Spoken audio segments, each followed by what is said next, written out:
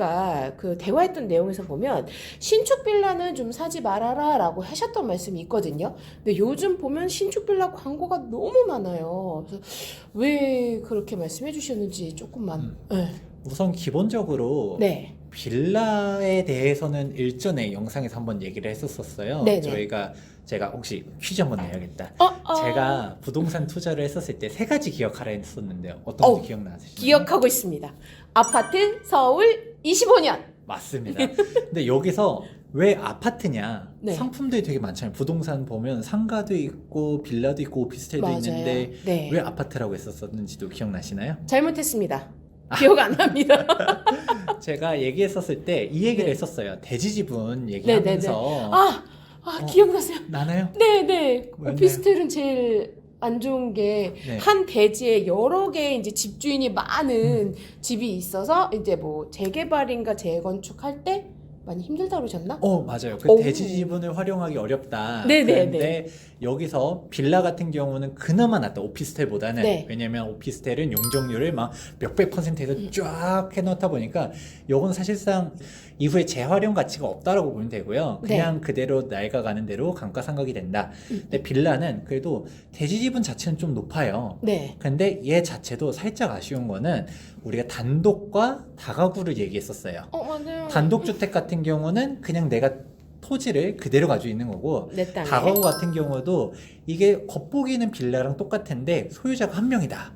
이게 포인트라고 얘기했었죠. 네네. 그러다 보니까 이 다가구 주택을 살려고 했었을 때 다세대 같은 경우는 소유자가 한 8명 된다. 그럼 맞아요. 8명을 다 사야 되는데 그중 한 명만 안 팔려고 해도 안 된다. 안 된다. 음. 그게 다 소유권 확보를 하기 어려운데 다가구 같은 경우는 그냥 한 명한테만 딱 금액 얼마 주고 사면 되기 때문에 그런 부분에 대해서 아무리 토지 가치가 높아져 가도 빌라는 활용성이 좀 떨어진다가 가장 큰 포인트였었어요. 맞아요. 네. 자, 여기서 얘기했는데 그럼 신축 빌라는 갑자기 또 뭐가 문제가 되느냐 네. 얘기되는 거죠. 이거는 일단 구조적인 빌라에 대한 얘기들을 먼저 했었었는데 네. 사실 빌라 같은 경우에 가장 큰 단점하면 우리가 보통 생각하는 거는 뭐가 있죠? 빌라에 대한 아파트보다는 집값이 싸다? 싸다? 그거밖에 생각이 싸다는 건 오히려 장점 아니에요? 아니 근데 어차피 이게 빌라는 집값이 오르는 폭이 거의 없잖아요. 그러면 이제 우리가 괜히 이거는 이렇다 주기식 교육보다도 딱 역으로 생각해 보는 게 더 좋아요. 그럼 왜 빌라 지역이 좀 싼 것 같나요? 그 주변에 환경들도 조금 별로고 그렇죠. 그리고 주차할 때 너무 힘들어갖고 맞습니다. 막 집에 있는데 차 빼달라고 막 전화 오고 막 그것들. 너무 잘하시는데요? 제 친구네 집이 그랬어요. 이렇게 주차해 나갔고 맨날 전화 오고 막 그랬거든요. 네, 그래서 이제 빌라 지역 같은 경우는 아무래도 거주 환경이 낙후돼 있다라는 것이죠. 우리가 그냥 좀 주변 시설 인프라도 좀 열악하고 그렇다 네. 보니까 이게 환경적인 것들이 개선이 되게 어렵다 보니까 이제 그 빌라 자체가 노후화된 것들을 떠나서도 그 주변 환경이 개선돼야 되는데 이게 쉽지가 않다라는 것이죠. 그럼 예를 들어서 뭐 당장 주차장이라든지 이거는 네네. 좀 도로폭을 넓히다든가 주차장을 만든다든가 해야 되는데 그게 쉽나요? 안 쉽죠. 그거 어떻게 그거를. 남의 건물을 국가가 사가지고 부셔가지고 길을 넓히고 이거는 그쵸. 거의 불가능에 가깝단 그건 좀 말이에요. 아니다. 네. 완전히 그게 재개발이 돼가지고 싹 밀어 엎지 않는 이상은 현실적으로 어렵다 보니까 거기에 그렇게 낙후돼 있는데 안데도 불구하고 아마 이 얘기 하다 보면 그래도 아파트 좋은 거 다 몰라서 사는 거 아니잖아요. 그쵸. 그래도 어쩔 수 없이 돈에 맞춰서 움직이는 사람들이 있어요.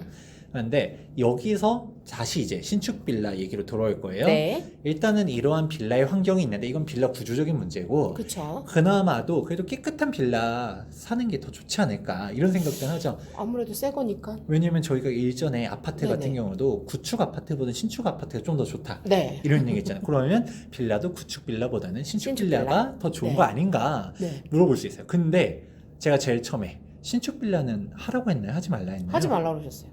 그러면 여기에서 뭔가 이유가 있으니까 하지 말라고 그쵸. 했겠죠. 이제 그거를 하나씩 얘기해 보도록 하겠습니다. 네. 우선 가장 큰 핵심은 신축 빌라를 분양가가 너무 비싸요. 분양가를 적정 시세보다 비싸게 얹어가지고 분양을 하는데 이런 부분들이 뭐가 있느냐 이걸 단적으로 알 수 있는 거가 혹시 신축 빌라 막 광고 많다는 얘기 했잖아요. 너무 많이 붙어 있어요. 그게 가격이 적절해서 누구나 막 서로 막 살 것 같으면 광고를 할까요? 안 하겠죠? 찾아가시겠죠? 오히려? 광고를 안 해도 막 사람들이 서로 막 그냥 사겠죠? 그쵸? 그러네요. 이 광고를 왜 할까요? 아니, 왜, 그렇잖아요. 인류대학 같은 경우는 뭐, 와라 광고한 거 못 보고 거의 뭐, 사이버 대학, 아니면 뭐, 아예 새로 생기는 대학, 이런 데서 뭐, 광고해서 와라 하지. 정말 우리가 알고 있는 뭐, 서울대, 연대, 고대, 이런 데서 하지는 않잖아요. 그쵸. 응, 응. 결국 광고를 한다라는 거는 그거에 대한 어필, 누가 봐도 잘 알 정도면 그냥 굳이 광고 안 해도 되는데 그쵸? 뭔가 필요하다는 거고, 여기에 대한 것들이 봤을 때 분양가를 일반적인 적정 신축 빌라의 적정 가격보다 높게 책정해서 분양한다는 게 첫 번째고, 그러면 아마 궁금해하실 수 있을 것 같아요. 시세보다 비싸면 그걸 누가 사? 그러니까요. 그걸 왜 이럴 수 사요? 있죠. 근데 이걸 사게 만드는 마법이 있어요. 뭔데요? 일단은 그 마케팅을 엄청 잘해요. 아휴. 뭐냐면 그쪽에 대해서 분양을 할 때 분양 수수료를 네. 1,000만 원씩 줘요. 에? 빌라 하나를 매각을 했을 때 분양 수수료 1,000만 원을 주는데, 그러면 이제 어디 동네에 가는 거죠. 그럼 전문가라고 하는 사람들이 네네. 있겠죠. 그게 진짜 전문가인지 빌라팔인지는 모르겠지만 그분들이 이제 막 얘기를 해요. 아, 이 동네의 개발 호재가 어쩌고 저쩌고 얘기하면서 멀쩡한 아파트가 아니라 여기 있는 신축 빌라를 사라, 네, 이런 식으로 하고, 또 어디 교육을 들어갔더니 막 부동산에 대한 이슈들을 얘기해요. 아, 지금 인구 구조가 어떻게 되고 있고, 지금 서울에 이런 개발 호재가 있고, 여기 청량리 역세권 개발되는데 이쪽에 있는 신축 빌라를 사라, 이런 식으로. 그러면 사람들이 막 여기 좋다 하니까 혹해서 사게 되는 그쵸. 거가 끌리게 일단 되겠죠. 첫 번째. 그리고 또 다른 포인트가 있어요. 단순히 사라 한다라고 해서 사지는 않아요. 그쵸. 그건 그래도 또 뭔가 집이니까. 요인이 하나 있어야죠. 여기서 신축 빌라를 사게 되는 것 중 하나가 일단 전세 가격을 높게 맞추면서 투자 금액을 낮게 네. 맞춰요.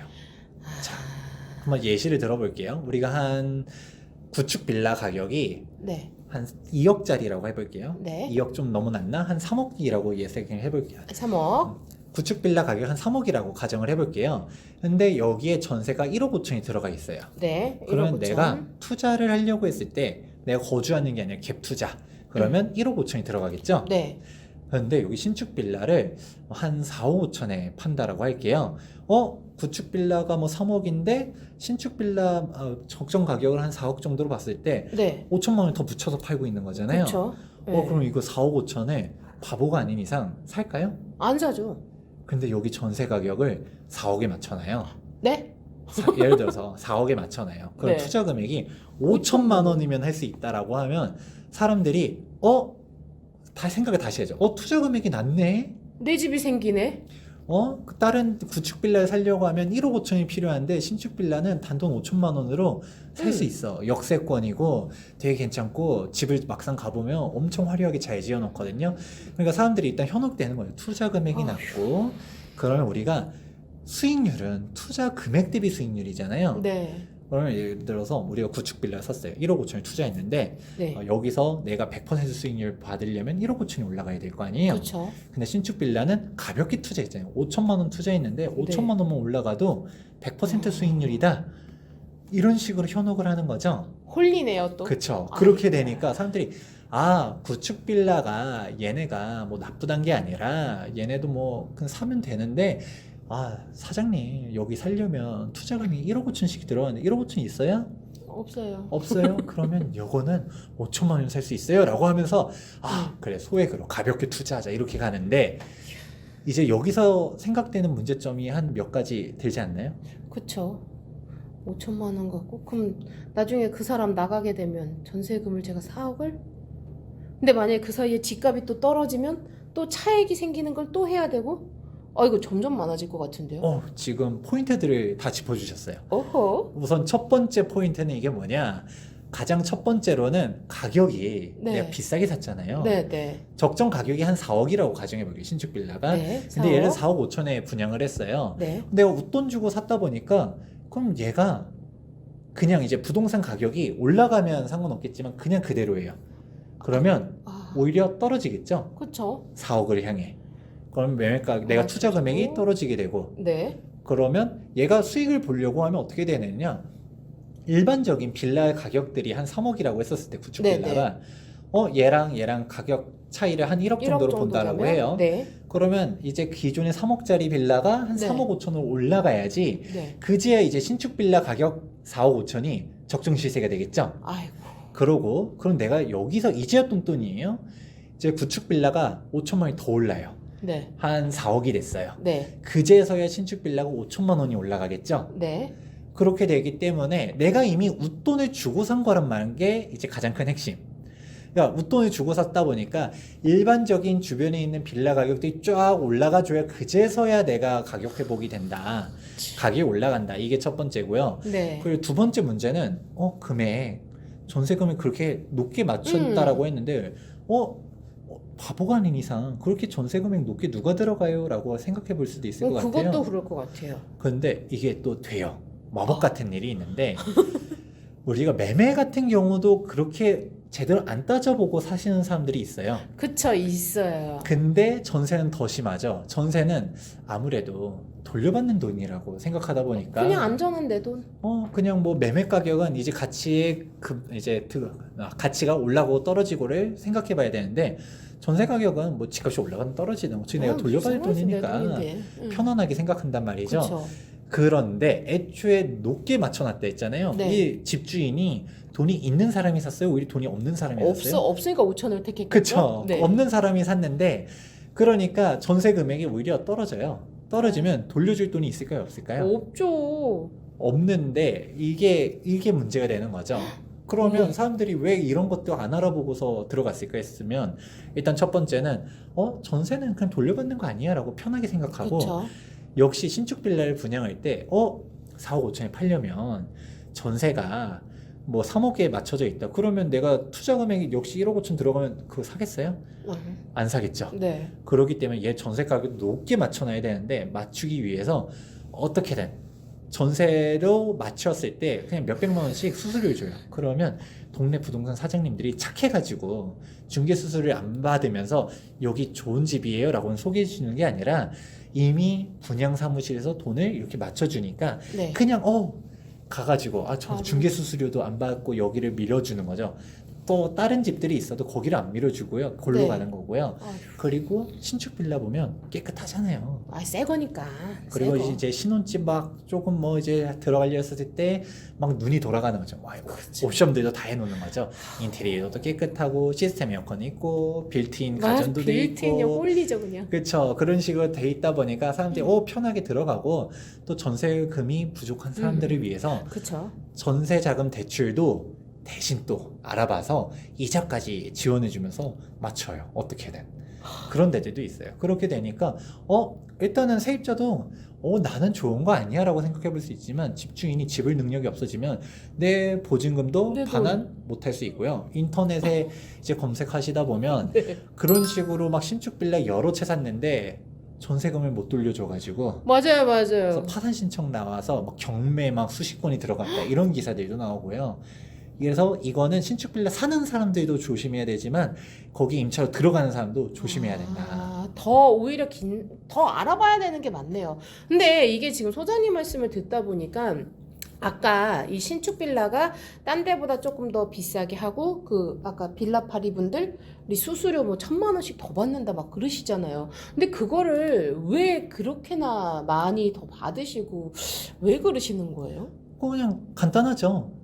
시중에서 잘 안 팔리니까. 아우 싫다. 그러면 이렇게 물어볼 수 있을 것 같아요. 그럼 신축 빌라 무조건 나쁜 거냐라고 하면 그렇지 않아요. 정확하게는 신축 빌라 분양을 피하면 일단 1차적으로 괜찮고요. 분양을 해서. 네. 그냥 일반적인 중개로 나오는 것들 있잖아요. 네네. 예를 들어서 이미 신축 빌라가 지어졌는데 우리가 구축 빌라라고 해도 솔직히 너무 오래된 건 사기 좀 그렇잖아요. 그쵸. 좀 더 깨끗하면 좋겠잖아요. 근데 맞아요. 한 5년차 된 빌라예요. 이미 손바뀜이 좀 되면서 5년 차. 그냥 정상적으로 네. 이제 매물로 나왔어요.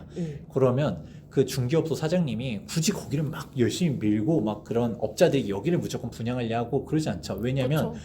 우리가 중개 수수료 1,000만 원씩 안 주잖아요. 아우 안 주죠. 그거 어떻게 그걸 그 빌라 얼마짜리라고 그 중개 수수료 1,000만 원씩 주겠어요?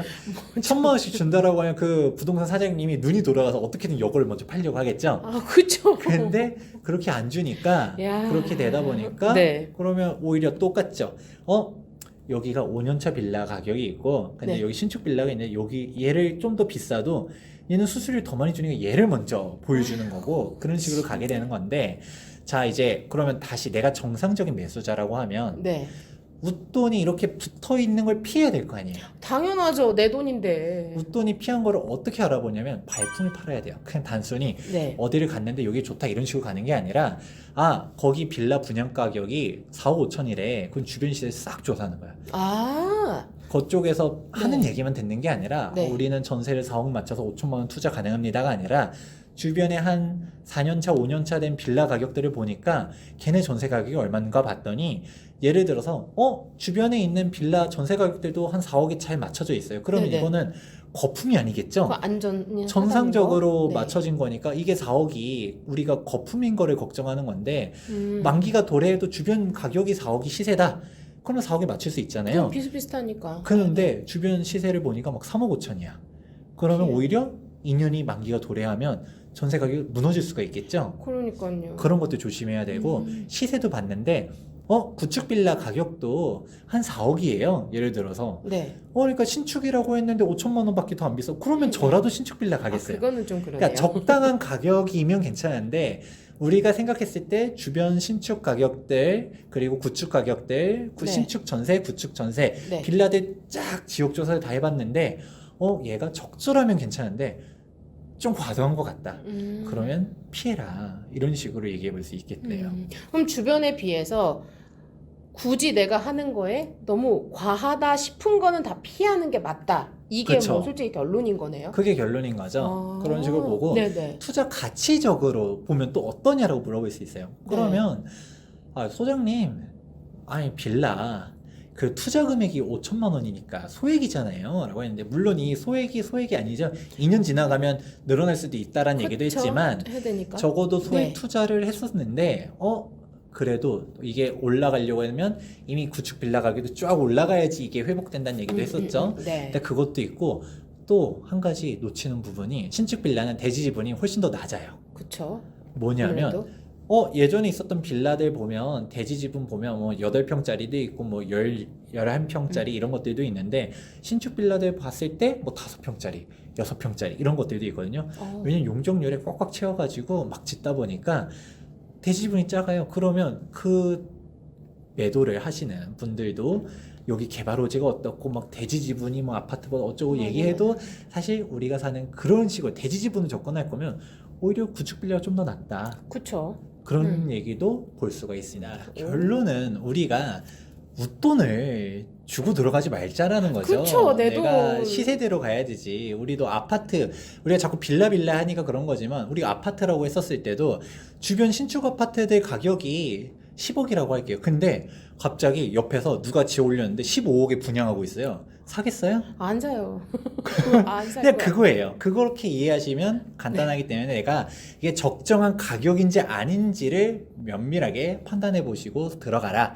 꼭 뭐 이걸 사고 안 사고는 차치하더라도 내가 어떻게든 사게 된다라고 하면 제 가격에 사자. 네. 이게 결론이라고 할 수 있습니다.